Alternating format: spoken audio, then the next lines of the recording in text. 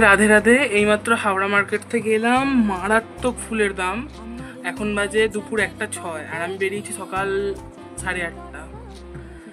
বিভৎস দাম। আমি জিনিসগুলো দেখাচ্ছি, মানে কি বলবো, মিনিমাম যারা কমপক্ষে কিনতে চায় 1000 টাকা নিয়ে গেলেও বোধহয় কম পড়বে। দেখো, যে 2 বান্ডেল গোলাপ নিয়েছি, এই 1 বান্ডেল, এই একটা বান্ডিল।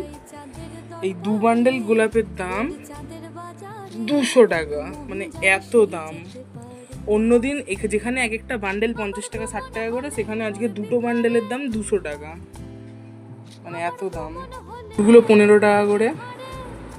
আমি এরকম 4টে মুকুট এনেছি। আর তোমরা এটা যেটা দেখছো, এইটা হচ্ছে রজনীগন্ধার চেন। এইটার দাম পড়েছে 200 টাকা। মানে 1 কুড়ির দাম 200 টাকা। আর 1 কুড়ি মানে হচ্ছে 20 পিস। তো আমরা 2 বন্ধু নিয়ে 10টা 10টা করে ভাগ করে নিয়েছি। আর এই হচ্ছে আজকে আমাদের কেনাকাটা। টাটা।